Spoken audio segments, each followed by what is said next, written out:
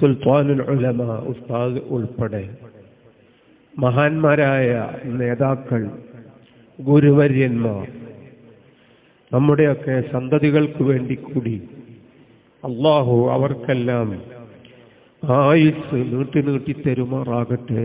ആമീൻ എന്ന് നാം ഈ സദസ്സിൽ പ്രാർത്ഥിക്കുകയാണ്. സാഗർ ഓഡിറ്റോറിയം നിറഞ്ഞു കവിഞ്ഞ് സഖാഫി സഞ്ചയം ഒഴുകിയെത്തുമ്പോൾ ആനന്ദസാഗരത്തിലാണ് നാം എന്ന് പറയുന്നതിനിടയ്ക്ക് ദുഃഖസാഗരത്തിലേക്ക് നമ്മുടെ ഈ സദസ്സ് വഴിമാറിയിരിക്കുകയാണ്. സമസ്ത കേരള ജംഇയ്യത്തുൽ ഉലമ മുശാവറ അംഗവും ജാമിഅ സഅദിയ ജനറൽ സെക്രട്ടറിയും ഉള്ളാൾ കേന്ദ്രമായി ധാരാളം മഹല്ലുകളുടെ ഖാദിയും എല്ലാമായ ആധ്യാത്മിക നേതൃത്വം, മഹാന്മാരായ സയ്യിദ് സാരഥികളിലെ പ്രോജ്വല താരകം ബഹുമാനപ്പെട്ട സയ്യിദ് ഫضൽ കോയമ്മ അൽ ബുഖാരി ഇന്ന് നമ്മോട് വിട പറഞ്ഞിരിക്കുകയാണ്. അള്ളാഹു അവിടുത്തേക്ക് ദറജകൾ ഏറ്റിക്കൊടുക്കുമാറാകട്ടെ.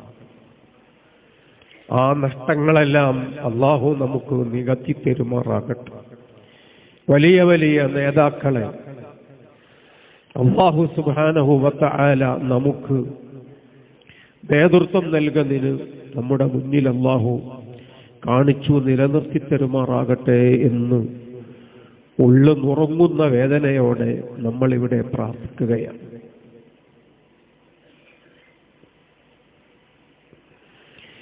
ഞാൻ ഈ സദസ്സിൽ കാണുന്നത് എന്നേക്കാൾ സീനിയറായ വലിയ സഖാഫികളെയാണ്. അവരിൽ ഓരോരുത്തരും ഇപ്പോഴും ഓർക്കുന്നുണ്ടാകും മർക്കസിലൊക്കെ കഴിഞ്ഞ ആ നല്ല സന്ദർഭങ്ങളെ.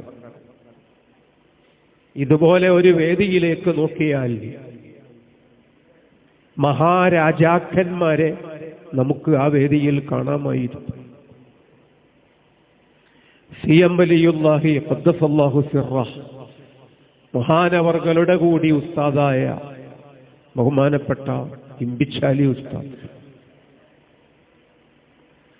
പാണക്കാട് സാദാത്തുക്കളുടെയും 10,000 സഖാഫികളുടെയും കൂടി ഗുരുവായ ബഹുമാനപ്പെട്ട ചെറുശോല കുഞ്ഞഹമ്മദ് മുസ്ലിയാർ ഉസ്താദ് പരിശുദ്ധ ദീനിന് വേണ്ടി കോടിക്കണക്കിന് അക്ഷരങ്ങൾ എഴുതി നിറച്ച് അറബ് ലോകത്തും മുസ്ലിം ലോകത്തും ഒഴുക്കയും സാന്നിധ്യം അറിയിച്ച പാണ്ഡിത്യത്തിന്റെ ചക്രവർത്തി ബഹുമാനപ്പെട്ട മുഹദ്ദിസുൽ ഉലമ നെല്ലിക്കുത്ത് ഉസ്താദ് പരിശുദ്ധ റമളാന്റെ 26ാമത്തെ പകലിൽ നിസ്കരിച്ചോണ്ടിരിക്കുമ്പോൾ വിട പറഞ്ഞുപോയ ഷെയ്ഖുൽ അദബ് എം അബ്ദുള്ള മുസ്ലിയാർ, ഖൈറുക്കും മൻ തഅല്ലമൽ ഖുർആന വഅല്ലമ എന്ന പുണ്യവചനത്തിന്റെ കൃത്യമായ സാക്ഷാത്കാരം ഹാരിഹ് ഹസൻ മുസ്ലിയാർ. വലിയ വലിയ പണ്ഡിത വ്യക്തിത്വങ്ങൾ.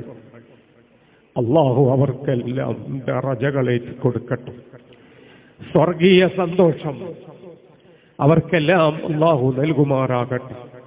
അവരെയെല്ലാം കൂടെ സ്വർഗത്തിലും ഇത്തരം സംഗമങ്ങൾ നടത്താനുള്ള തൗഫീഖ് അള്ളാഹു നമുക്കെല്ലാം നൽകുമാറാകട്ടെ എന്ന് നാം ദുആ ചെയ്യുകയാണ്. വേദി നിറഞ്ഞിരുന്ന അന്നത്തെ സമ്പന്നമായ ആ വലിയ കസേരകളൊക്കെ ഇപ്പോൾ ഏതാണ്ട് കാലിൽ. ഒരു കസേര മാത്രമേ മുന്നിൽ ഇപ്പോൾ അവിടെ ഉണ്ടാവാറുള്ളൂ. അത് ബഹുമാനപ്പെട്ട സുൽത്താനുൽ ഉലമ ഉസ്താദ് അവർകളുടേത് മാത്രം. അല്ലാഹു ദീർഘായുസ്സ് നൽകട്ടെ, ആഫിയത്തേക്ക് കൊടുക്കട്ടെ. ഇനിയും ഒരുപാട് ആ വലിയ നേതൃത്വത്തിൽ നിന്ന് നമ്മൾ മക്കൾക്കും നമ്മുടെ ഉമ്മത്തിനും അള്ളാഹു വാരിക്കോരി പെരുമാറാകട്ടെ എന്ന് കണ്ണീരോടെ നാം ഇവിടെ പ്രാർത്ഥിക്കുകയാണ്. നമുക്ക് ഓർമ്മയുണ്ട്, ഏതാനും മാസങ്ങൾക്കപ്പുറം ഒരു രാത്രി കാലിന്റെ നഖത്തിന് വിരലുകൾക്കുമിടയിൽ സൂചി കുത്തിക്കയറ്റിയ സമയമാണത്. ശൈഖുനാ സുൽത്താനുൽ ഉലമയുടെ ഡോക്ടർമാർ അങ്ങനെ ഒരു തീരുമാനമെടുത്തത് ഹയാത്ത് തന്നെയാണോ, അതല്ല മറ്റെന്തെങ്കിലും സംഭവിച്ചു പോയോ എന്ന് അവർക്ക് തീരുമാനിക്കാൻ കഴിയാതെ വന്നപ്പോഴാണ് ആ സൂചി അങ്ങനെ അങ്ങ് കുത്തിക്കയറ്റിയപ്പോ നല്ല വേദനയുണ്ട്. ആ വേദനയിൽ അല്ലാഹ് എന്ന് പറഞ്ഞപ്പോൾ കുറെ പേര് കരഞ്ഞു. ഡോക്ടർമാർ ഉൾപ്പെടെ പലരും സന്തോഷിച്ചു. കാരണം ഹയാത്ത് തന്നെയാണ് എന്നാണ് ആ തക്ബീർ നൽകിയ വലിയ സന്ദേശം. ആ ഒരവസ്ഥയിൽ നിന്നാണ് സുൽത്താനുൽ ഉലമ തിരിച്ചു വന്നത് എന്ന് നാം മനസ്സിലാക്കുമ്പോൾ അള്ളാഹു നമുക്ക് ചെയ്ത നിഅമത്ത് വളരെ വളരെ വലുതാണ്. ജനകോടികൾ നിരന്തരം പ്രാർത്ഥനയിലായിരുന്നു. അതിന്റെ ഗുണമാണ് നാം അവിടെ കണ്ടത്. 99% ആ തിരിച്ചുവരവ് സാധിച്ചിരിക്കുന്നു. ഒരൽപ്പം കൂടി ബാക്കിയുണ്ട്. നമ്മളൊക്കെ ഇനിയും ദുആ ചെയ്യണം എന്ന് പ്രത്യേകിച്ച് ഓർമ്മിക്കുകയാണ്. സിഹാമുൽ ലൈലി സായിബത്തുൽ മറാമി, പാതിരാവിൽ തൊടുത്തുവിടുന്ന അമ്പുകൾ, പ്രാർത്ഥനാശരങ്ങൾ, അത് കൃത്യമായും അതിന്റെ ലക്ഷ്യത്തിലെത്തും. അഹ്മദുൽ കബീർ ദിഫാഇ തങ്ങൾ പാടിത്തന്ന വരിയാണ്. യാതൊരു പാപവും ചെയ്യാത്ത കുഞ്ഞുമക്കൾ ഉൾപ്പെടെ പാതിരാവിൽ പടച്ച തമ്പുരാനോട് പ്രണയപൂർവം സല്ലപിക്കുന്ന എത്രയോ സ്വാലിഹീങ്ങളും സ്വാലിഹാത്തുകളും നമ്മുടെ സമൂഹത്തിലുണ്ട്. നമ്മളും അവരും ഒക്കെ ഇനിയും ദുആ ചെയ്യണം. ബഹുമാനപ്പെട്ട ഉസ്താദ് അവർക്ക് വേണ്ടി മല പോലത്തെ ആലിമീങ്ങളെ നമ്മൾ പണ്ട് കണ്ടിട്ടുണ്ടായിരുന്നു. ഇനിയും അള്ളാഹു കാണിച്ചു തരട്ടെ. ഹിമാലയത്തെക്കാൾ പൊക്കമുള്ള വലിയ വലിയ ആത്മീയ വ്യക്തിത്വങ്ങളെ നമ്മൾ കണ്ടിട്ടുണ്ടായിരുന്നു. ഇനിയും അള്ളാഹു നമുക്ക് ആ നല്ല കാഴ്ചകൾ കാണിച്ചു തരുമാറാകട്ടെ. അഭയമില്ലാതെ ആശ്രയമില്ലാതെ ഈ വലിയ ജനസന്തതി ഇരുട്ടിൽ ഒരിക്കലും ആയി പോകാൻ പാടില്ല. അതുകൊണ്ട് നാം ഇന്ന് ചെയ്യുന്ന ഏറ്റവും വലിയ സൽക്കർമ്മമാണ് ഈ മഹത്തുക്കൾക്ക് വേണ്ടിയുള്ള പ്രാർത്ഥനകൾ എന്ന് നാം ഒരിക്കലും മറന്നു പോകരുത്. ആ പ്രാർത്ഥനകളെപ്പോലെ പ്രധാനമാണ് അവർക്കെല്ലാം മനസ്സിന് നമ്മൾ ആനന്ദം നൽകുക എന്നത്. ഞാൻ പറയുന്നു, ഈ സദസ്സ് ഉസ്താദ് കാണുമ്പോൾ ഉസ്താദ് അവർക്കൊരു 10 വയസ്സ് പ്രായത്തിൽ കുറഞ്ഞു വരും. ഒരു നൂറ്റാണ്ട് മുന്നോട്ട് പോകാനുള്ള ഊർജം ലഭിക്കും. ഇദ്ഖാലു സുറൂറി ഫീ ഖുലൂബിൽ മുഅ്മിനീൻ ഏറ്റവും വലിയ സുഹൃതമായി പഠിപ്പിച്ചത് സയ്യിദുൽ വജൂദ് മുഹമ്മദുർ റസൂലുള്ളാഹി സ്വല്ലല്ലാഹു അലൈഹി വസല്ലം. ഉസ്താദ് ഒരു മുഅ്മിൻ മാത്രമാണോ? അനേക കോടികളുടെ മുമ്പിലുള്ള ഏക അവലംബമാണ്, കാലഘട്ടത്തിന്റെ വെളിച്ചമാണ്. ഉസ്താദ് അവർകൾ ഇന്ന് ഏതെല്ലാം വിശേഷണങ്ങൾ കൊണ്ട് വാഴ്ത്തപ്പെടേണ്ടതാണോ, നമ്മേക്കാളേറെ അപ്പുറത്തുള്ളവരും മറ്റും അതേക്കുറിച്ചൊക്കെ പറഞ്ഞുകൊണ്ടിരിക്കുന്ന സമയമാണ്. അല്ലാഹു സുബ്ഹാനഹു വ തആല വഫാത്തായി പോയ താജുൽ ഉലമയ്ക്ക്, നൂറുൽ ഉലമയ്ക്ക്, മറ്റു മഹാന്മാരായ നേതാക്കന്മാർക്ക്, ഇപ്പോൾ വിറ പറഞ്ഞ ഖുർറത്തു സാദാത്ത് ബഹുമാനപ്പെട്ട സയ്യിദ് ഫضൽ കോയമ്മ തങ്ങൾ ബുഖാരി, എല്ലാവർക്കുമൊപ്പം സ്വർഗലോകത്ത് നമ്മെ സ്നേഹിക്കുന്ന, നാം സ്നേഹിക്കുന്ന എല്ലാവർക്കും കൂടെ ഒരുമിച്ച് കൂടാൻ ഈ വലിയ മജ്ലിസിന്റെ നിറഞ്ഞ പ്രാർത്ഥനകൾ നമുക്ക് കാരണമാക്കി തരുമാറാകട്ടെ. ഞാൻ ഓർക്കുന്നു തിരൂരങ്ങാടി ബാപ്പു മുസ്ലിയാർ അശ്ശാഇറുൽ മുഫ്ലഖ് മാദിഹുർ റസൂൽ കേരളത്തിൽ എന്നല്ല പരിസര പ്രദേശങ്ങളിൽ കഴിഞ്ഞ നൂറ്റാണ്ടിൽ ജീവിച്ച ഏറ്റവും വലിയ മഹാപണ്ഡിതന്മാരെ നമ്മൾ എണ്ണിയാൽ വിരലുകൾ എണ്ണി തീർക്കുന്നതിന് മുമ്പ് തിരൂരങ്ങാടി ബാപ്പു ഉസ്താദിന്റെ പേര് അതിൽ കടന്നു വരും. ഇവിടെ നാം മുൻനിരയിൽ കാണുന്ന കക്കിഞ്ച സൈനി ഉസ്താദ് അവിടുത്തെ ഒരു ചെറിയ ശിഷ്യനാണ്. സമസ്തയുടെ പഴയ മുഷാവറയിൽ ഉണ്ടായിരുന്ന മഹാപണ്ഡിതനായിരുന്ന വൈലത്തൂര് ബാവ ഉസ്താദ് അവിടുത്തെ ശിഷ്യനാണ്. ആത്മീയ ജ്യോതിർഗോളം മഹാനായ കുണ്ടൂർ ഉസ്താദ് ബഹുമാനപ്പെട്ട തിരൂരങ്ങാടി ബാപ്പു ഉസ്താദിന്റെ ശിഷ്യനാണ്.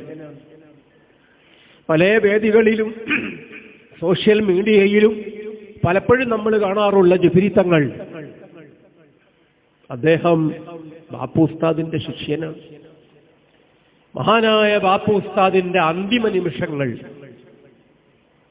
അവസാനത്തെ സമയം, അപ്പോഴാണ് കാഞ്ഞങ്ങാട് ഉസ്മാൻ സഖാഫി ബാപ്പു ഉസ്താദിനടുത്തേക്ക് വരുന്നത്.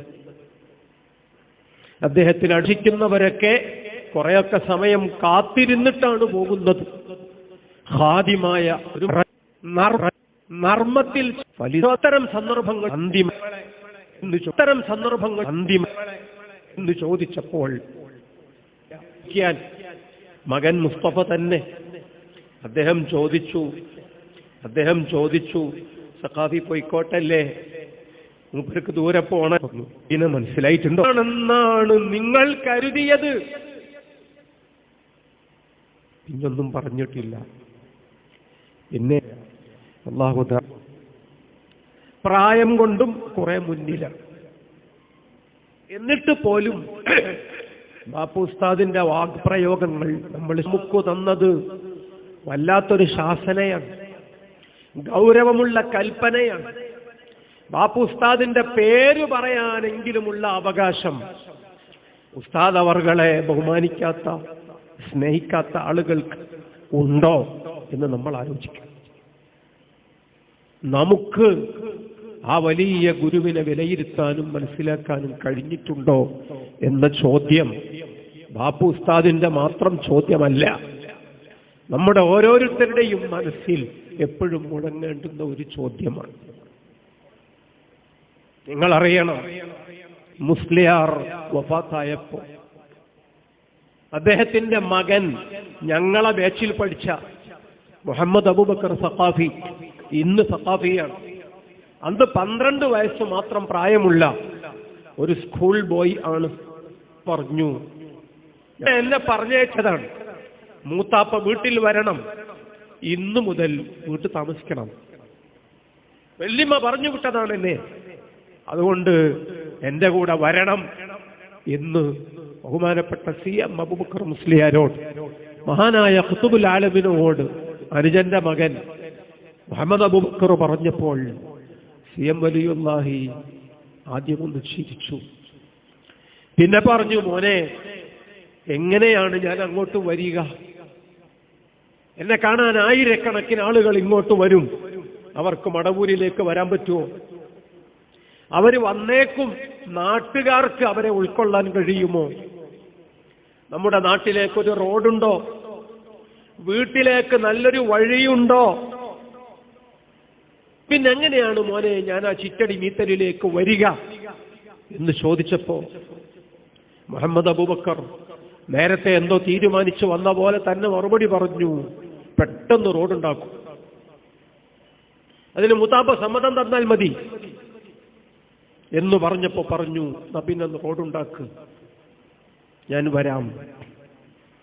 JCB ഒന്നും ഇല്ലാത്ത കാലമാണ്, 35 കൊല്ലം മുമ്പാണ്. CM വലിയുല്ലാഹി അനുമതി നൽകിയപ്പോൾ മുഹമ്മദ് അബൂബക്കർ വീട്ടിലേക്ക് റോഡ് ശരിയാക്കി, യുദ്ധകാലാടിസ്ഥാനത്തിൽ പണി തീർത്തു. 2 ആഴ്ച കൊണ്ടെല്ലാം ക്ലിയറാക്കി.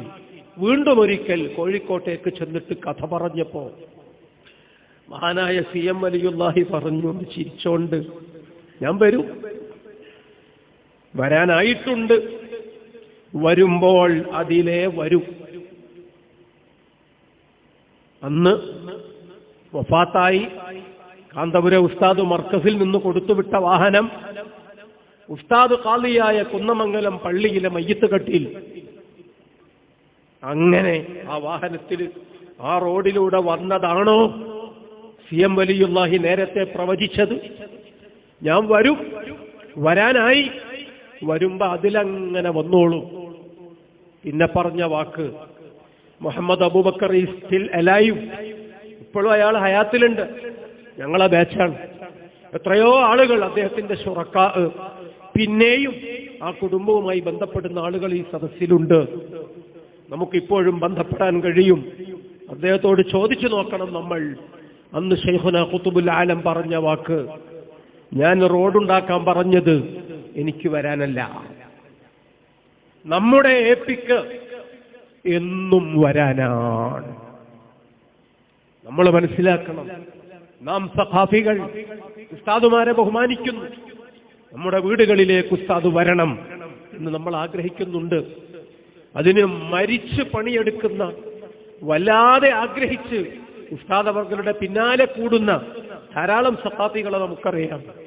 നമ്മുടെ മക്കൾക്ക് പേര് വിളിക്കാനും നമ്മുടെ മക്കളെ വിവാഹത്തിന് കാർമ്മികത്വം വഹിക്കാനും ഒക്കെ നമ്മൾ ആഗ്രഹിക്കുന്നു ബഹുമാനപ്പെട്ട ഉസ്താദ് അവർകളുടെ സാന്നിധ്യം.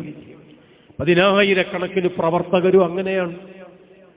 ആ പ്രവർത്തകരുടെ കൂടെ, ആ സാധു മുഹിബ്ബീങ്ങളെ കൂടെ നമ്മൾ മാത്രല്ല, മഹാനായ ശൈഖുന CM വലിയുല്ലാഹി അന്ന് പറഞ്ഞ വാക്ക്, എന്റെ വീട്ടിലേക്ക് റോഡുണ്ടാക്കാൻ ഞാൻ പറഞ്ഞത് എനിക്ക് വരാനല്ല, നമ്മുടെ ഏപ്പിക്ക് എന്നും എന്നും വരാനാണ്. 35 കൊല്ലം പിന്നിട്ടിരിക്കുന്നു. വർഷത്തിലൊരു 3 വട്ടമെങ്കിലും പല കാരണങ്ങളാൽ സദാ വീട്ടിലൊക്കെ വരാറുണ്ട്. എത്ര ദീർഘദർശനമാണ് മുമ്പേ ബഹുമാനപ്പെട്ട ഖുതുബുൽ ആലം നടത്തിയത്.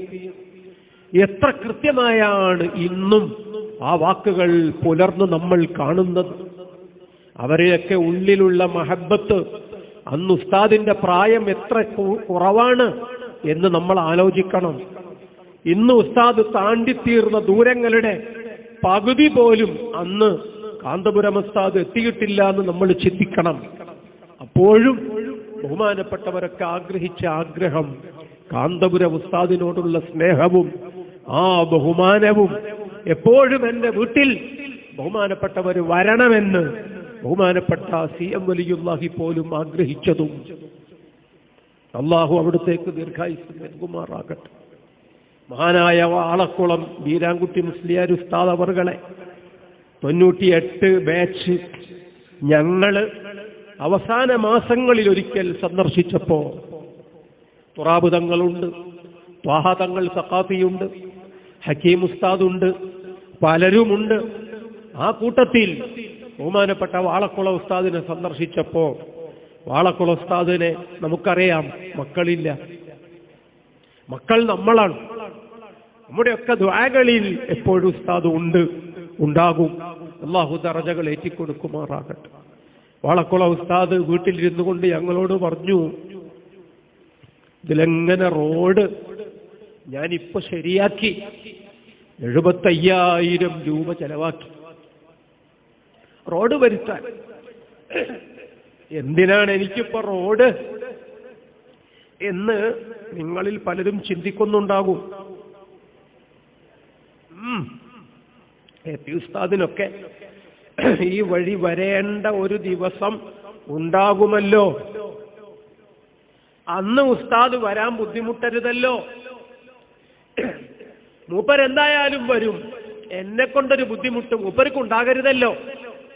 അതുകൊണ്ട് 75,000 രൂപ ചെലവാക്കി ഞാനിപ്പോ ഇങ്ങോട്ട് റോഡ് ശരിയാക്കി എന്ന് ബഹുമാനപ്പെട്ട വാളക്കുള ഉസ്താദ് പറഞ്ഞൊരു ഘട്ടം ഈ സമയത്ത് ഓർത്തു പോവുകയാണ്. മുഷാവറ മെമ്പർമാർ അങ്ങനെ ചിന്തിക്കുന്നു, സാധു പ്രവർത്തകന്മാർ അങ്ങനെ ചിന്തിക്കുന്നു, സഖാഫി മക്കൾ പണ്ഡിതന്മാർ അങ്ങനെ ചിന്തിക്കുന്നു, അള്ളാഹുവിന്റെ ആരിഫീങ്ങളും ഔലിയാക്കളും അങ്ങനെ ചിന്തിക്കുന്നു എന്ന് നാം ഈ സമയത്ത് മനസ്സിലാക്കുന്നു. കാലഘട്ടത്തിന് അള്ളാഹു നൽകിയ വലിയ ഒരു വരദാനമാണ് ഈ വലിയ ഗുരു എന്നതാണ് നമുക്ക് ആ പ്രഖ്യാപനങ്ങളിലൂടെ വായിച്ചെടുക്കാനുള്ള സത്യം. CM വലിയുള്ളാനെ കാണാൻ പോയി. കാന്തപുരം ഉസ്താദ് ഏതാണ്ട് രണ്ടുപേരുടെയും സേവന സമർപ്പണ യാത്രകളുടെ തുടക്കത്തിൽ ഉസ്താദ് അവർകൾ രാത്രി ഖുതുബുൽ ആലമിനോടൊപ്പം ചെലവിടുന്നൊരു രാത്രിയിൽ കാണുകയാണ്, നിരന്തരമായി നിസ്കരിച്ചുകൊണ്ടിരിക്കുകയാണ്. സുബ്ഹി നിസ്കാരം ഒടുവിൽ രാവിലെ കൂടെ നിർവഹിച്ച് ബഹുമാനപ്പെട്ട സുൽത്താനുൽ ഉലമ മെല്ലെ യാത്ര പറഞ്ഞു പോരാനൊരുങ്ങിയപ്പോ കെട്ടിപ്പിടിച്ചോണ്ട് പറഞ്ഞു, എനിക്കും ഇങ്ങനെ തഹജ്ജുദ് നിസ്കരിക്കണം, എനിക്കും നിങ്ങളെപ്പോലെ ആകണം, നിങ്ങളുടെ വഴിയിൽ എന്നെയും കൂടി ഒന്ന് കൂട്ടിത്തരുമോ? ബഹുമാനപ്പെട്ട ഖുതുബുൽ ആലം പറഞ്ഞു, പറ്റില്ല, നിങ്ങളെ വഴി വേറെയാണ്, എന്റെ വഴി വേറെയാണ്. നിങ്ങൾ മൂസ അലൈഹിസ്സലാമിന്റെ വഴിയിൽ, ഞാൻ ഖദർ അലൈഹിസ്സലാമിന്റെ വഴിയിൽ. ഏതാണ് അഫ്ളൽ എന്ന് ഇപ്പൊ പറയാനായിട്ടില്ല. നിങ്ങൾ ആയിരക്കണക്കിന് പള്ളികൾ ഉണ്ടാക്കണം, നിങ്ങൾ അറബി കോളേജുകൾ സ്ഥാപിക്കണം, നിങ്ങൾ യതീംഖാനകൾ നടത്തണം, നിങ്ങൾ ലോകമെങ്ങും ചെന്ന് സുന്നി പറയണം, വാദപ്രതിവാദങ്ങൾ നടത്തണം, ദർസ് നടത്തണം, കിതാബുകൾ രചിക്കണം. സുബ്ഹാനല്ലാഹ്, കാന്തപുരം ഉസ്താദ് ഒരു അനാഥ ബാലനായിരുന്നു കേട്ടോ, സാമ്പത്തികം വട്ടപൂജ്യമായിരുന്നു കേട്ടോ, ഭൗതിക വിദ്യാഭ്യാസം അഭിമാനപൂർവ്വം മറ്റാരോടെങ്കിലും പറയാൻ മാത്രം ഉസ്താദ് നേടിയിട്ടുണ്ടായിരുന്നില്ല. പക്ഷേ അത്തരമൊരു വ്യക്തിയോടാണ് പറയുന്നത് ആയിരക്കണക്കിന് പള്ളികൾ ഉണ്ടാക്കാൻ. ശരീഅത്ത് കോളേജ് എന്ന് അന്ന് പേരില്ല, ആ പേര് ഉസ്താദ് പിന്നീട് സ്വന്തം മനസ്സിൽ രൂപപ്പെടുത്തി നമ്മുടെ സ്ഥാപനങ്ങൾക്ക് സമ്മാനിച്ചതാണ്. അന്ന് അറബി കോളേജുകളെ ഉള്ളൂ, യതീംഖാനകൾ, സംവാദങ്ങൾ അന്ന് പറയാറില്ല, വാദപ്രതിവാദം എന്ന് പറയുന്ന കാലമാണ്. ആ കാലഘട്ടങ്ങളിൽ അന്ന് മഹാനവർകളെ ഏൽപ്പിച്ച വാക്കുകൾ ഇന്നിപ്പോൾ നമ്മൾ തിരിച്ചറിയുന്നു. ആ കോളങ്ങളെല്ലാം സുൽത്താനുൽ ഉലമ പൂർത്തിയാക്കി കഴിഞ്ഞിട്ട് ഏതാണ്ടൊരു 1/4 നൂറ്റാണ്ട് പിന്നെയും പിന്നിട്ടിരിക്കുന്നു. ആകാശലോകത്തെ അമ്പിളി മാമന്മാരെ കാണിച്ച് നമ്മെ സ്വപ്നം കാണാൻ പഠിപ്പിച്ചു തന്നത് മഹാനായ നമ്മുടെ ഗുരുവൻ.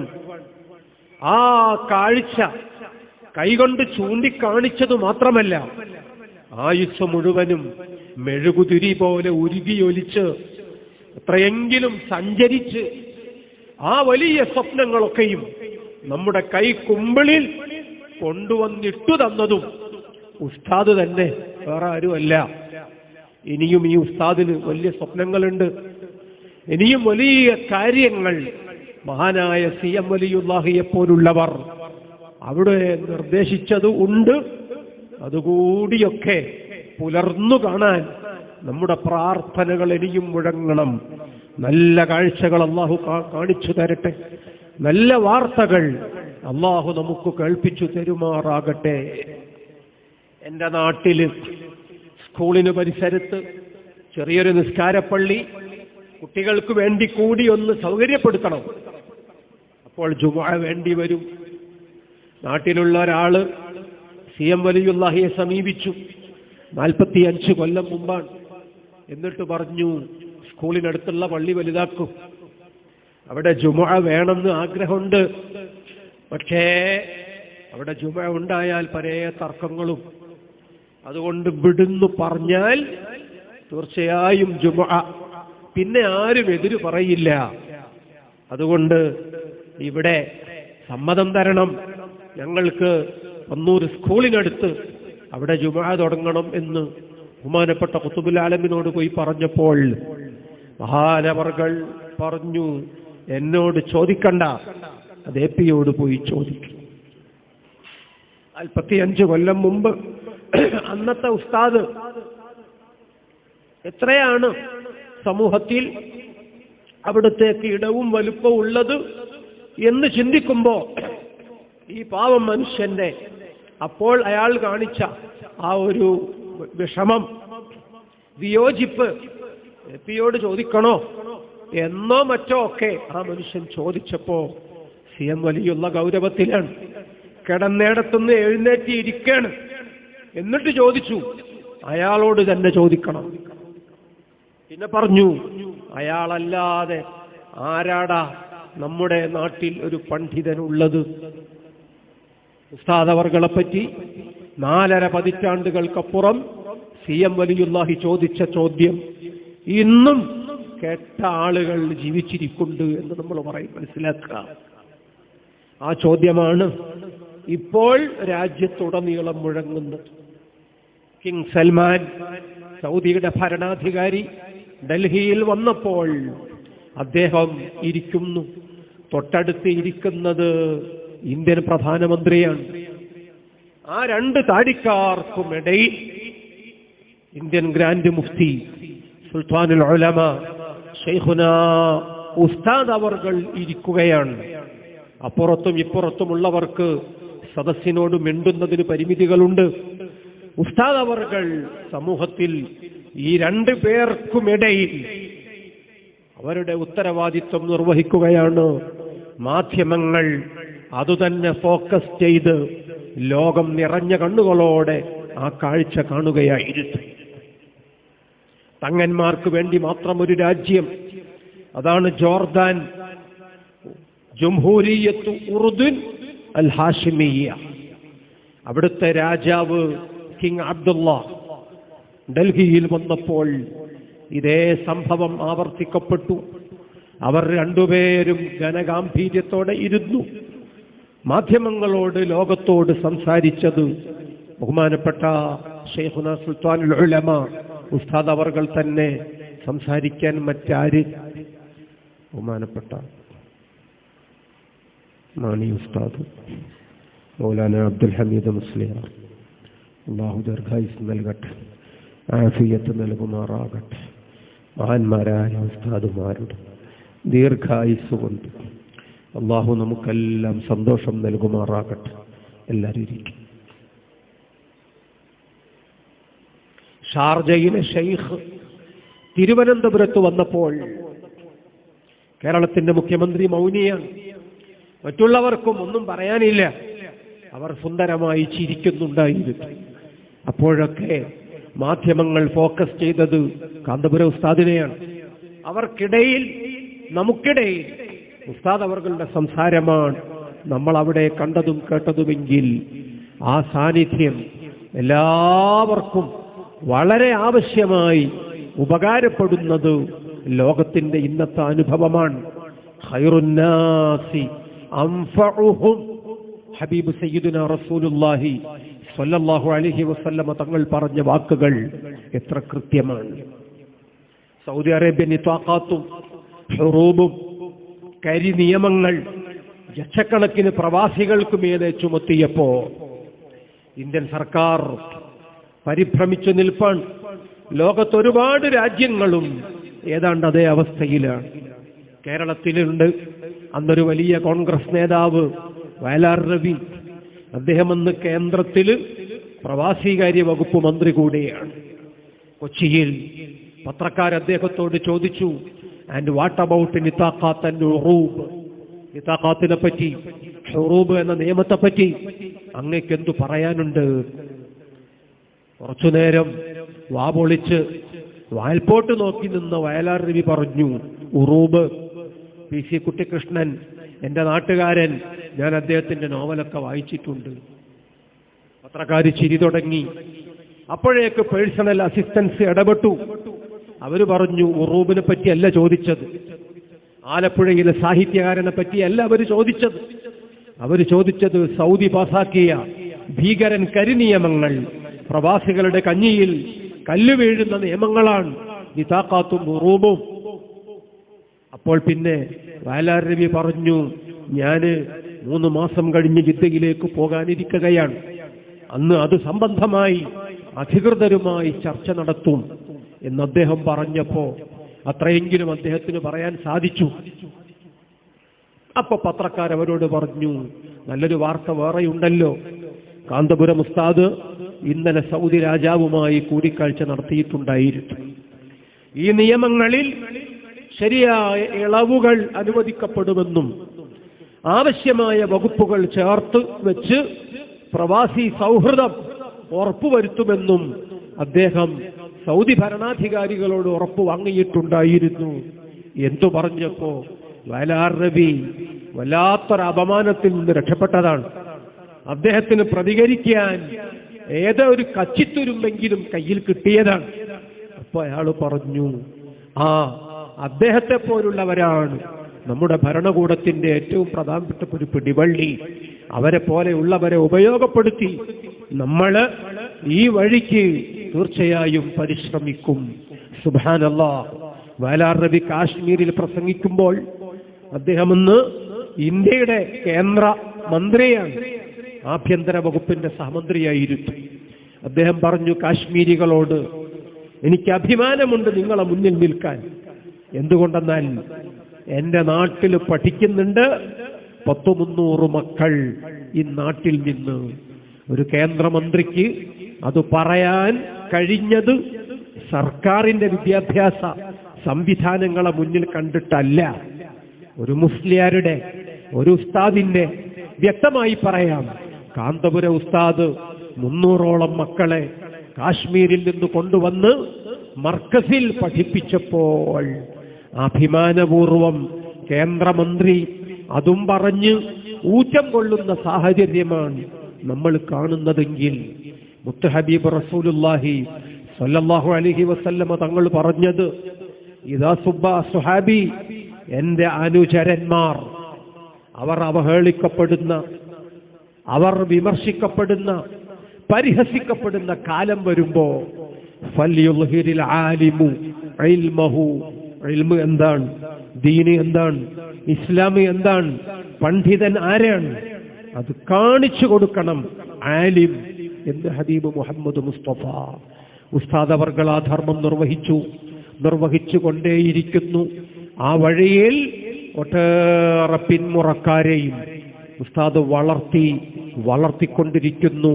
ഉസ്താദ് ഓരോരുത്തരും അവരുടേതായ തട്ടകങ്ങളിൽ സയ്യിദ് ഇബ്രാഹിം ഖലീൽ ബുഖാരി 50 കൊല്ലം മുമ്പ് ആ സദസ്സ് തക്ബീർ ചൊല്ലിയെങ്കിൽ കുറ്റ്യാടി 10-30 മഹല്ലുകൾ സുന്നി കേൾക്കാത്ത കാലം, കുറ്റ്യാടിയിലെ ജമാഅത്തുകാരൻ തട്ടിയെടുത്ത നൂറ്റാണ്ടുകൾ പഴക്കമുള്ള പഴയ പള്ളിയിൽ ജമാഅത്തുകാരന്റെ ജമാഅത്തിൽ പങ്കെടുക്കാതെ മാറി നിന്ന ഒരു സുന്നി പ്രവർത്തകന്റെ നിസ്കാരം, ഒരു ഗുണ്ട വന്ന്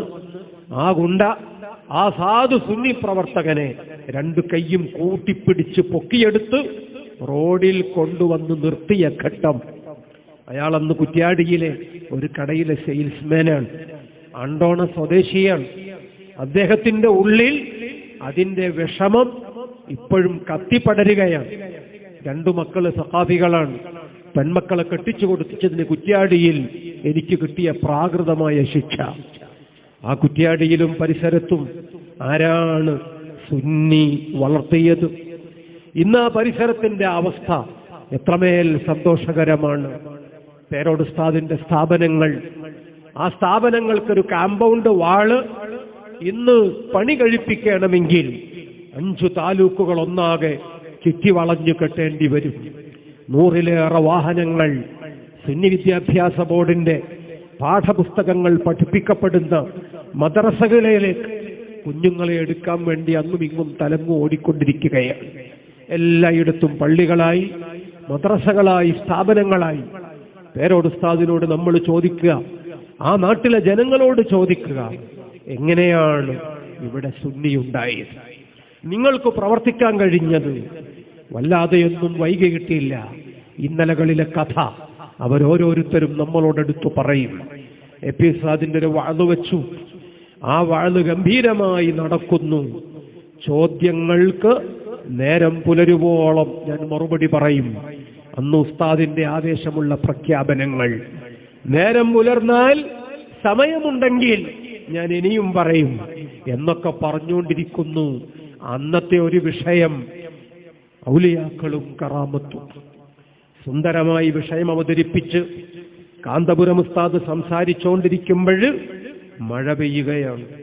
ഉസ്താദ് അവർകൾ പറഞ്ഞു, അല്ലാഹുവേ, ഞങ്ങൾ ദീനിന്റെ മഹത്വം പറയാൻ ഒരുമിച്ച് കൂടിയതാണ്, ഔലിയാക്കളുടെ മഹത്വം പറയാൻ ഒരുമിച്ച് കൂടിയതാണ്, വേറെ ലക്ഷ്യങ്ങളില്ല. ഇന്നിവിടെ മഴ പെയ്ത പറ്റില്ല, ഈ മഴ നീ പിൻവലിക്കണം. അല്ലാഹുമ്മ ഹവാലൈന ലാ അലൈന എന്ന് ഉസ്താദ് അവർകൾ പ്രാർത്ഥിച്ചു. ഉസ്താദ് അവർകൾ അന്ന് നടത്തിയ പദപ്രയോഗം ഓർമ്മയിൽ നിന്നെടുത്ത് പേരോട് ഉസ്താദ് ഇപ്പോഴും പറയും. അന്ന് ഉസ്താദ് പറഞ്ഞ വാക്ക് മുഹീദ്ദീൻ ശൈഖിന്റെ കറാമത്ത് ബർക്കത്ത് കൊണ്ട്, അല്ലാഹുവേ, ഞങ്ങൾക്ക് മഴ തൽക്കാലം ഒന്ന് മാറ്റിത്തരണമേ.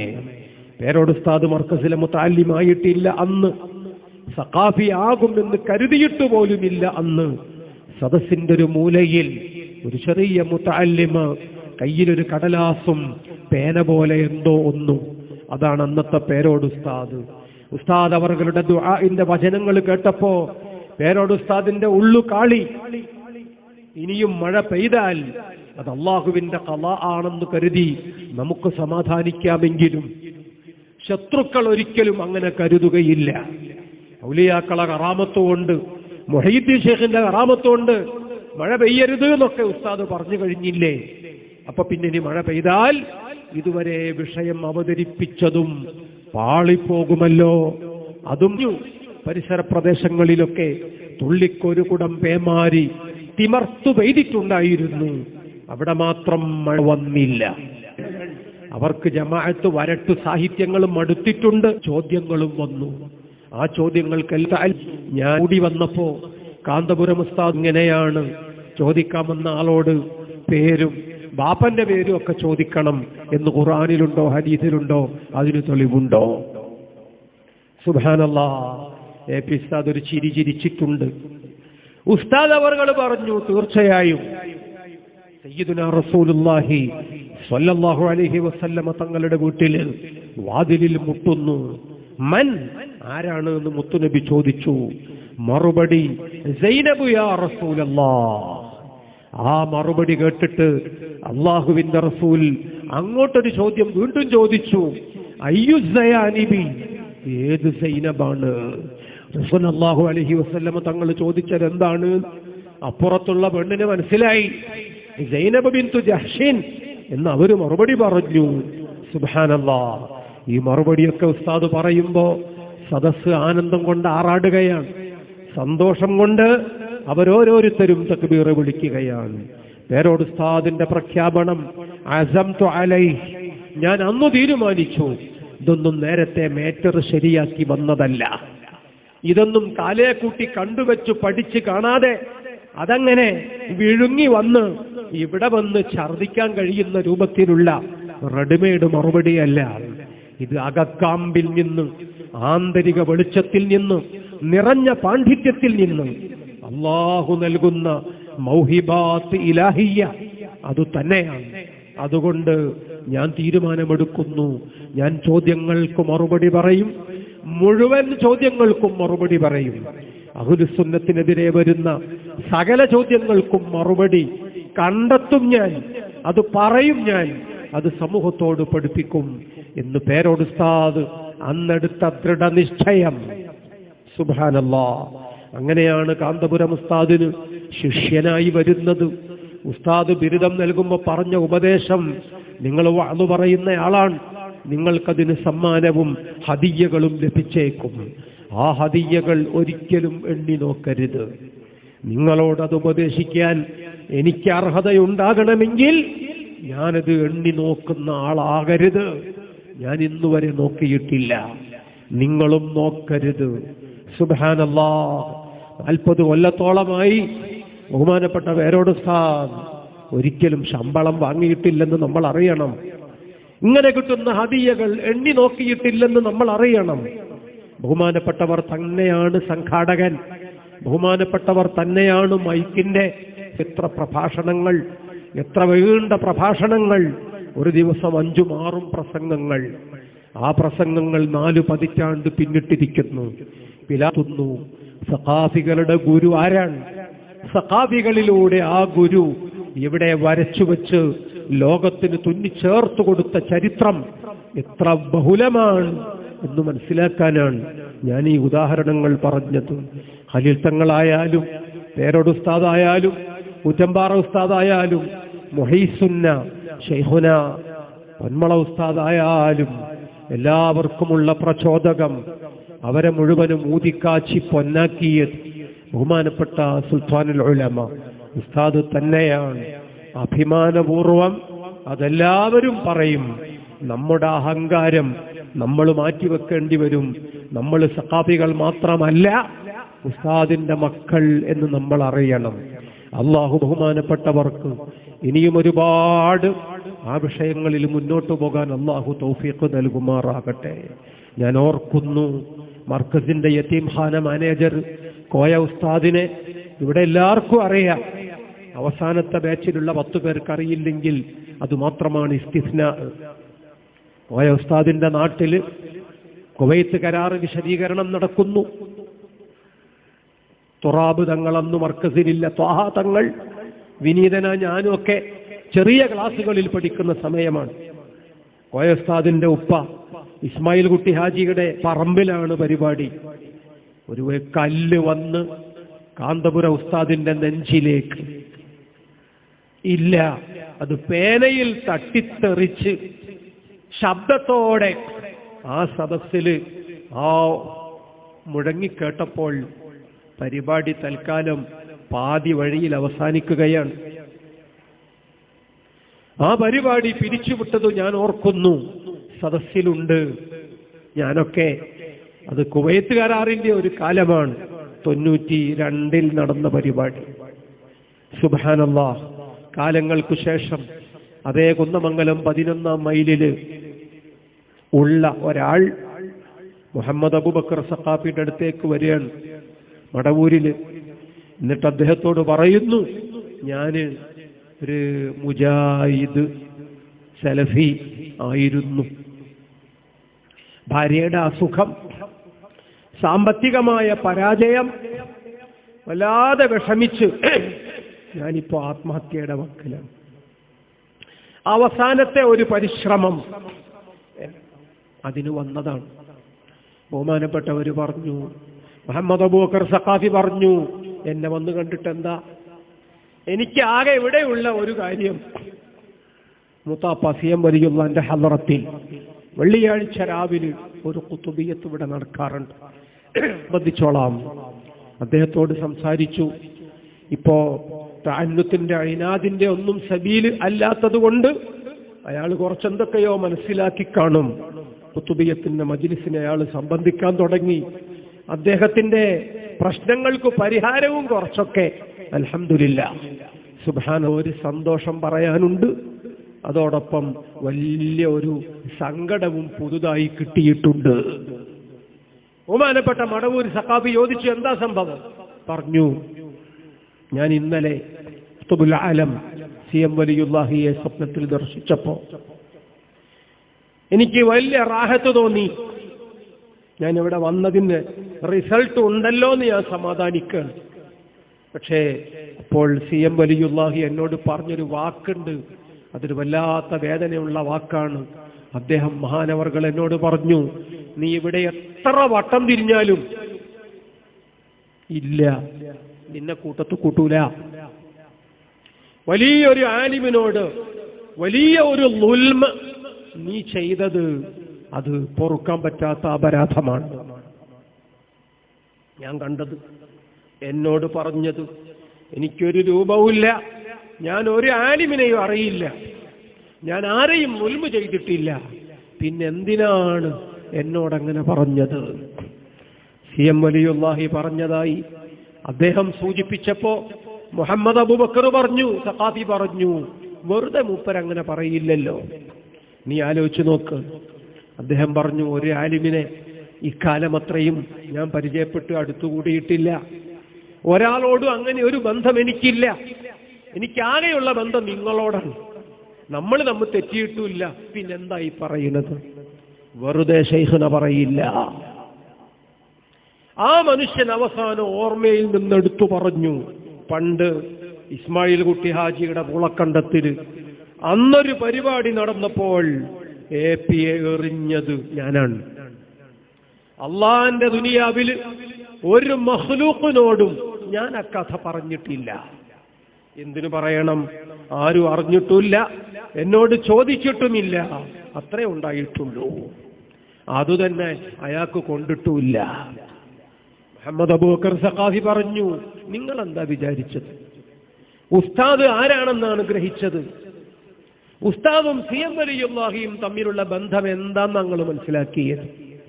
അതുകൊണ്ട് പൊരുത്തപ്പെടിക്കണം, ഞാനും പോരാം.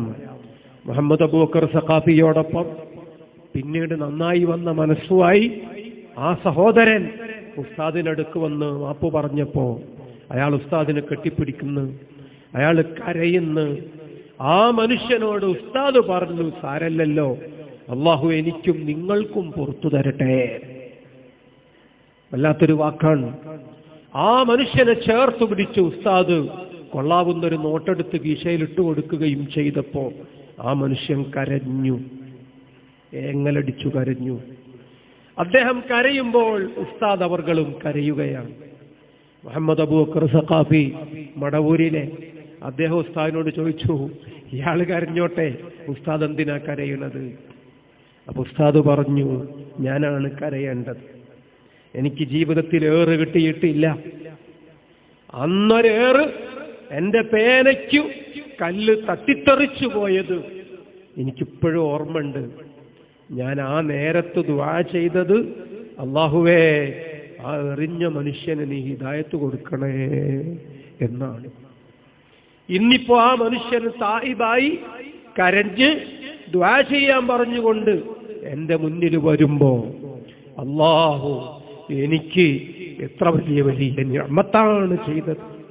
പടച്ചോനെ എന്റെ ദുആക്ക് ഉത്തരം തന്നതല്ലേ, അതുകൊണ്ട് ഞാനല്ലേ കരയേണ്ടത്. ബഹുമാനപ്പെട്ട ഉസ്താദ് കണ്ണീർ തുടക്കുകയാണ്.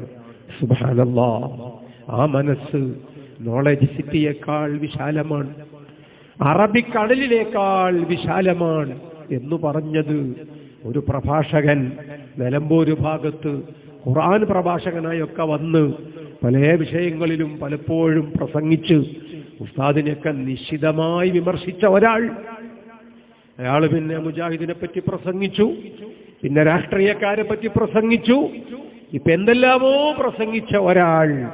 ആ പേരിൽ ഒരു റഹ്മത്തും ഒക്കെ ഉള്ളത് കൊണ്ട് സുബ്ഹാനല്ലാഹ്, അദ്ദേഹവുമായി ചിലര് ബന്ധപ്പെട്ടപ്പോ ആ വ്യക്തി പറഞ്ഞു, ഈ നൂറ്റാണ്ടിൽ ഇത്രമാത്രം ഖൽബിന് റഹ്മത്തുള്ള ഒരാളെ ഞാൻ വേറെ കണ്ടിട്ടില്ല ഉസ്താദ് അവർകളെ കുറിച്ച്. ഞാൻ അദ്ദേഹത്തിനെതിരെ എന്തെല്ലാം പ്രസംഗിച്ചിട്ടുണ്ട്, പക്ഷെ ഞാൻ നേരിട്ട് കാണാൻ പോകാതെ മാപ്പ് പറയാതെ ഫോണിലൂടെ അദ്ദേഹത്തോട് സലാം പറഞ്ഞപ്പോ അദ്ദേഹം എനിക്ക് സലാം മടക്കിയെന്ന് മാത്രല്ല, നിങ്ങൾ പറഞ്ഞതൊക്കെ ഞാൻ പൊരുത്തപ്പെട്ടു, നിങ്ങൾ ഇനി പറയാൻ പോകുന്നതും പൊരുത്തപ്പെട്ടു എന്ന് എന്നോട് പറഞ്ഞ ഘട്ടം. പക്ഷെ ഞാന് പിന്നെയും അവിവേകം ചെയ്തു, പിന്നെയും അയാൾക്കെതിരെ രൂക്ഷമായി വിമർശിച്ചും ചീത്ത പറഞ്ഞും സുൽത്താൻ എന്ന വാക്കിനെ ശൈത്താൻ എന്ന് മാറ്റി വായിച്ചു പോലും ഞാൻ പിന്നെയും പ്രസംഗിച്ചു.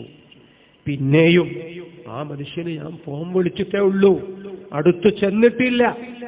എന്നിട്ട് ഫോൺ മുഖേന ബന്ധപ്പെട്ടപ്പോഴ് എന്നോട് പിന്നെയും പറഞ്ഞത്, നിങ്ങൾ പറഞ്ഞതൊക്കെ ഞാൻ പൊരുത്തപ്പെട്ടു കേട്ടോ എന്നാണെങ്കിൽ ഇത്ര ഖൽബിന് റഹ്മത്തുള്ള വേറെ ഒരാളെയും നമ്മളാരും ജീവിതത്തിൽ കണ്ടിട്ടില്ല. കിതാബുകളിൽ അങ്ങനെയുള്ള മഹത്തുക്കൾ ഉണ്ടോന്ന് നമ്മൾ അന്വേഷിക്കുകയാണ് എന്ന് ആ വ്യക്തി പറഞ്ഞെങ്കിൽ സുബ്ഹാനല്ലാഹ്, ബാപ്പു ഉസ്താദിന്റെ ചോദ്യം നമുക്ക് മനസ്സിലാകുന്നുണ്ടോ? നിങ്ങൾക്ക് മനസ്സിലായിട്ടുണ്ടോ അയാള് ആരാണ് എന്ന്? അയാൾ ആരാന്നാടാ നിങ്ങളൊക്കെ വിചാരിച്ചത്? എത്ര അർത്ഥഗർഭമാണ് ആ ചോദ്യം. നമുക്ക് ആ ഗുരുവിനെ ഇനിയും വേണം. നമുക്ക് നമ്മുടെ മക്കൾക്ക് വേണ്ടി കൂടി ആ വലിയ ഗുരുവിന്റെ ദർസ് ഇനിയും നിലനിൽക്കണം. ആ മുഖത്ത് നോക്കി നിന്ന് നമുക്കൊരുപാട് ഈമാൻ കോരിക്കുടിക്കാൻ, ആ ദുആകൾക്ക് ആമീൻ പറയാൻ, ആ വായിൽ നിന്നും നമ്മുടെ സനദുകൾ മുത്തസിലാക്കി ഇജാസത്തുകൾ വാരിക്കൂട്ടാൻ ഗാംഭീര്യമുള്ള ആ ശബ്ദം ഇനിയും ഒരുപാട് വലിയ വലിയ പ്രഖ്യാപനങ്ങൾ മുഴങ്ങുമ്പോ ആവേശത്തോടെ തക്ബീർ ചൊല്ലാൻ. അങ്ങനെയൊക്കെ അള്ളാഹു നമുക്ക് ഇനിയും തൗഫീഖ് നൽകുമാറാകട്ടെ. നമ്മുടെ വലിയ ഗുരു അള്ളാഹു ദീർഘായുസ്സും ആഫിയത്തും നൽകുമാറാകട്ടെ. AP എന്നതിന് എൻ്റെ ചെറുപ്പകാലത്ത് അവേലത്ത് തങ്ങൾ പറയാണ്, എൻ്റെ ചെറുപ്പകാലത്ത് ഞാൻ കണ്ടുവച്ച ഫുൾ ഫോം ആലങ്ങാപ്പൊയിൽ എന്നാണ്. ഇന്ന് ഞാനത് മാറ്റി പറയുന്നു. ആ AP എന്നതിന് ഫുൾ ഫോം ആദർശ പ്രസ്ഥാനം എന്നാണ്. ആ AP എന്ന രണ്ടക്ഷരത്തിന്റെ ഫുൾ ഫോം ആഗോള പ്രശസ്തൻ എന്നാണ്. ബഹുമാനപ്പെട്ട അവേലത്ത് തങ്ങൾ പാപ്പ അള്ളാഹു ദറജകൾ ഉയർത്തിക്കൊടുക്കുമാറാകട്ടെ. അവേലത്ത് തങ്ങളെ നമ്മൾ വിലയിരുത്തണം. 25-ാം വയസ്സിൽ സ്വന്തം നാട്ടിലെ മഹല്ല് കമ്മിറ്റി പ്രസിഡന്റായപ്പോ അവേലത്ത് തങ്ങൾ കണ്ണോടിച്ചു. വിധവകൾ നിറഞ്ഞ വീടുകളുണ്ട്, അനാഥ മക്കൾ പട്ടിണി കൊണ്ട് കരയുന്ന വീടുകളുണ്ട്.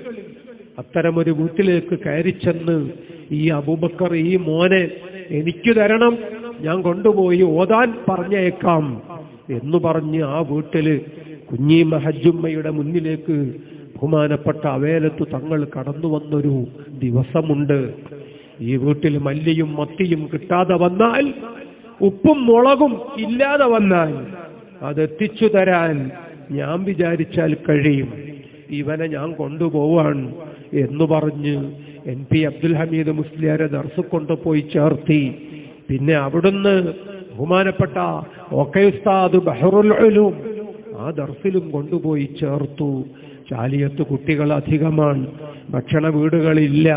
പക്ഷെ എൻ്റെ ഭാര്യ വീട്, അവിടെ ഭക്ഷണം ഏർപ്പാട് ചെയ്യാം എന്ന് പറഞ്ഞ് ഉസ്താദിന്റെ കയ്യിൽ ഈ പൊന്നുമോനെ ഏൽപ്പിച്ചത് ബഹുമാനപ്പെട്ട അവേലത്തു തങ്ങളുപ്പാപ്പ. ചാലിയത്തു നിന്ന് തലക്കടത്തൂരിലേക്ക് ഉസ്താദ് മാറിയപ്പോ കാന്തപുര ഉസ്താദ് പറയണ്, 3 ആഴ്ച നാട്ടു പോകാതെ ഞാൻ ദർസിൽ തന്നെ കഴിഞ്ഞുകൂടിയപ്പോ അതാ വരുന്നുണ്ട് അവേലത്ത് തങ്ങള് എന്നെ കാണാൻ.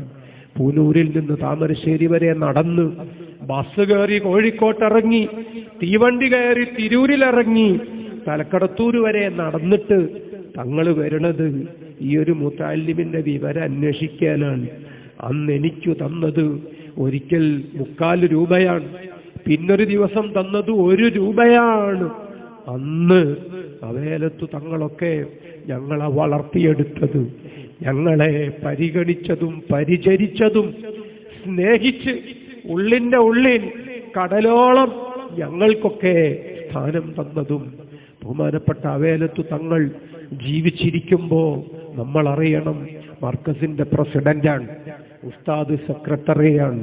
ആ രണ്ടുപേരും ഇരിക്കുന്ന സമ്പന്നമായ ആ വേദി പഴയ സഖാഫികളുടെ ഒക്കെ കണ്ണിന് മുന്നിൽ ഇപ്പോഴും ഉണ്ട്. ഒരു സത്യമാണ്, അവേലത്തു തങ്ങളെപ്പോലെ സന്തോഷമുള്ള വേറെ ആരാ ലോകത്തുള്ളത്? ഇത് ഞാൻ പഠിപ്പിച്ചൊരു മുതഅല്ലിമാണ്. ഈ മുതഅല്ലിമ് ഉസ്താദായി, മുദർരിസായി, മുസന്നിഫായി, സംവാദകനായി, ഗ്രന്ഥകാരനായി, സംഘാടകനായി ക്രൗഡ് പുള്ളർ, വലിയ ജനക്കൂട്ടങ്ങളെ ആകർഷിക്കുകയാണ്. അന്താരാഷ്ട്ര രംഗത്ത് ആലിമീങ്ങൾക്ക് നേതൃത്വം നൽകാൻ ഈ പണ്ഡിതൻ ലോകമൊന്നാകെ ജനങ്ങൾക്ക് വെളിച്ചം നൽകാൻ സഞ്ചരിക്കുകയാണ്. അവേലത്ത് തങ്ങൾ അനുഭവിച്ചൊരാനന്ദം അതിന് പകരം നിൽക്കാൻ ആർക്കെങ്കിലും സാധിക്കുമോ? നമ്മൾ യതീമുകളെ വളർത്തണം, നമ്മൾ മുതഅല്ലിമീങ്ങളെ പ്രോത്സാഹിപ്പിക്കണം, നമ്മൾ പരസ്പരം ഇൽമിന്റെ അഹ്ലുകാർ ആ ബഹുമാനവും സ്നേഹവും ഉസ്താദിൽ നിന്ന് പഠിച്ച ആ നല്ല ഗുണങ്ങളൊക്കെ നിലനിർത്തണം. അള്ളാഹു ഈ സദസ്സ് അത്തരം ചില പ്രതിജ്ഞകൾക്ക് കൂടി നമുക്കിവിടെ അള്ളാഹു കാരണമാക്കി തരുമാറാകട്ടെ. അതുകൊണ്ടുള്ള വിജയവും നൽകട്ടെ. ഉസ്താദ് അവർകളുടെ ഉപ്പ പാവം മദ്രസയിൽ കുട്ടികൾക്ക് ഖുർആൻ പഠിപ്പിച്ചു കൊടുക്കുന്ന മൊല്ല അഹമ്മദ് എന്ന് പറയുന്ന അന്നത്തെ ആ വ്യക്തി ഹജ്ജിന് പോകാൻ തീരുമാനിച്ചു. ഭാര്യയെയും കൂട്ടി പോവാണ്. ജന്മിയുടെ സ്വത്തില് ഓരം പറ്റിക്കൂടുന്ന പാവമൊരു കുടിയാന്. ഹജ്ജിന് പോകാൻ ഭൂമി വിൽക്കുക മാത്രമേ മാർഗമുള്ളൂ. വീട്ടിൽ ഊണിന് വന്ന മുതഅല്ലിം മാസത്തിലൊരിക്കൽ വരുന്ന മുഅല്ലിമാണ്. ആ മുഅല്ലിമിനോട് പറഞ്ഞു, ഞങ്ങൾ ഹജ്ജിന് കൊടുത്തിട്ടുണ്ട്. അല്ലോ, നിങ്ങൾക്കതെങ്ങനെ സാധിക്കും? ഞങ്ങൾ ആ പറമ്പ് വിറ്റിട്ട് പോവാണ് എന്ന് പറഞ്ഞപ്പോൾ കുഴച്ച് വായിലേക്ക് ഇട്ടുകൊണ്ടിരിക്കുന്ന ചോറിന്റെ ഉരുള ആ ഉസ്താദിന്റെ കയ്യിൽ നിന്ന് വീഴാണ്. അയാളെ കണ്ണിൽ നിന്നിങ്ങനെ വെള്ളം ചാടുകയാണ്. ഞാനൊക്കെ ഹജ്ജിന് പോകുമോ?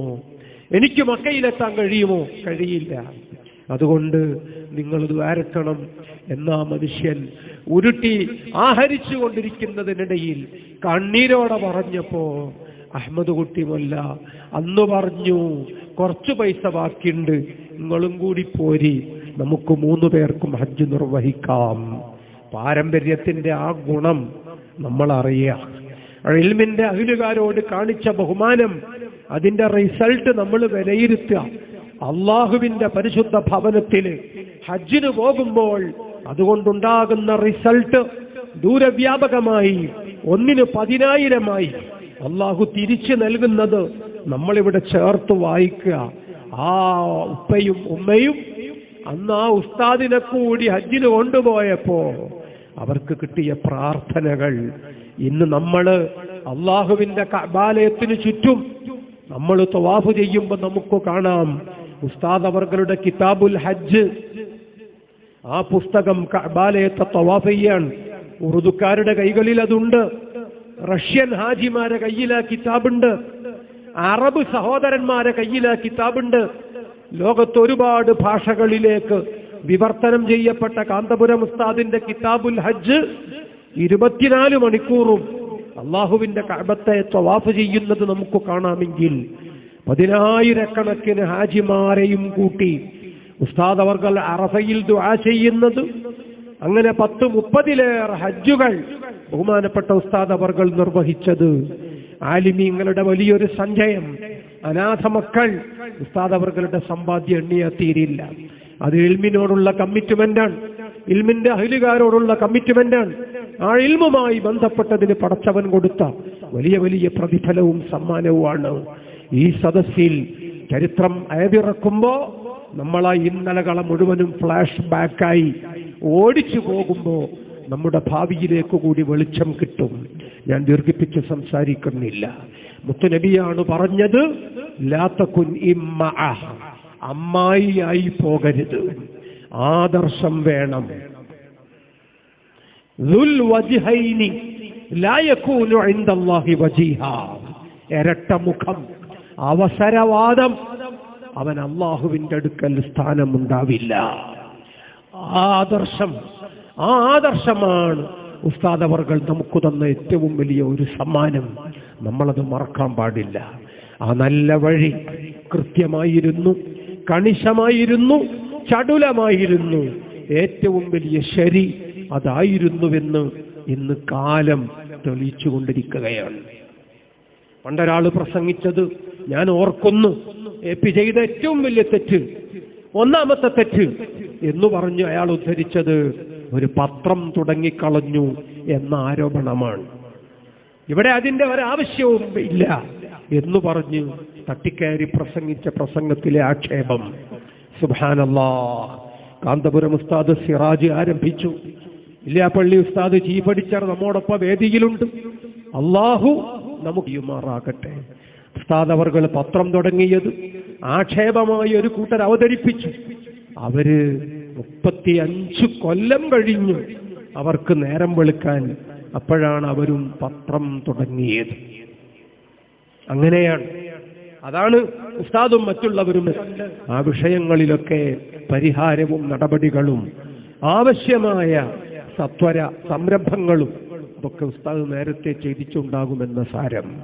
ഉസ്താദിനെതിരെ ചീത്ത പറയാൻ വേണ്ടി മാത്രം ആരംഭിച്ച പത്രം, ആ പത്രത്തില് ചീഫ് എഡിറ്ററും പബ്ലിഷറും ഒരാള്, അയാള് കഴിഞ്ഞ ഒരു മാസം മുമ്പ് പരസ്യമായി പത്രസമ്മേളനം വിളിച്ചുകൊണ്ട് പറഞ്ഞു, ഞാൻ ചീഫ് എഡിറ്ററായ പത്രം, ഞാൻ പബ്ലിഷറായ പത്രം. ആ പത്രത്തിന്റെ ഉള്ളിലുള്ളവരൊക്കെ മതവിരുദ്ധരാണ്, തമ്മാടികളാണ്, അവരൊക്കെ ദീനിന്റെ എതിരാളികളും സാമൂഹ്യ ദ്രോഹികളുമാണ്. സുബ്ഹാനല്ലാഹ്. ഒരാൾ ഇത്ര തരം താഴാൻ പാടുണ്ടോ? ഞാനാണ് പബ്ലിഷർ, ഞാനാണ് ചീഫ് എഡിറ്റർ എന്ന് പറഞ്ഞ ഒരാള് 10 വർഷം പിന്നിട്ട സ്വന്തം പത്രത്തെപ്പറ്റി പറയുന്നത് എൻ്റെ പത്രത്തിലെ ഡെസ്കിലുള്ളവരും എഡിറ്റിംഗ് ബോർഡിലുള്ളവരൊക്കെ ഇങ്ങനത്തെ ആളുകളാണ്. പരസ്യമായി പറഞ്ഞപ്പോ 40 കാരണവന്മാർ കൂടി ഇയാൾക്ക് ഷോക്കോസ് നോട്ടീസ് കൊടുത്തു. ആ ഷോക്കോസ് നോട്ടീസിന് കൂടിയാലോചനാ യോഗം മുഷാവറയിൽ അയാൾ വന്ന് മറുപടി പറഞ്ഞപ്പോ ബാക്കിയുള്ളവരൊക്കെ അംഗീകരിക്കുകയും ചെയ്തു. ഇപ്പൊ എന്ത് മനസ്സിലായി? അയാൾ പറഞ്ഞത് ശരിയാണ്. ഇപ്പൊ എന്ത് മനസ്സിലായി? ആ മനുഷ്യൻ ചീഫ് എഡിറ്ററായ പത്രത്തിന്റെ ബാക്കി എഡിറ്റർമാരും ഡെസ്കിലുള്ളവരും ഒക്കെ തമ്മാടികളും മതവിരുദ്ധരും സുന്നി വിരുദ്ധരും സാമൂഹ്യ വിരുദ്ധരും റാഡിക്കൽ റൗഡികളും ഒക്കെ ആകുന്നു. ഇത് മുഷാവറ അംഗീകരിച്ചാൽ ഇത് അഭിമാനമായി ചിലർ പറയുന്നത് ഇക്കാലത്തും നമ്മൾ കേട്ടാൽ ഈ കൂട്ട ആളുകൾക്ക് ആ സാമൂഹ്യമായി സമൂഹത്തിൽ എഴുന്നേറ്റ് നിൽക്കാൻ അവകാശമുണ്ടോ? അവർക്ക് ന്യായം പറഞ്ഞാൽ ശരിയായ ബുദ്ധി പ്രവർത്തിക്കുന്നുണ്ടോ? നമ്മൾ ആലോചിക്കണം. വിശദീകരിക്കുന്നില്ല.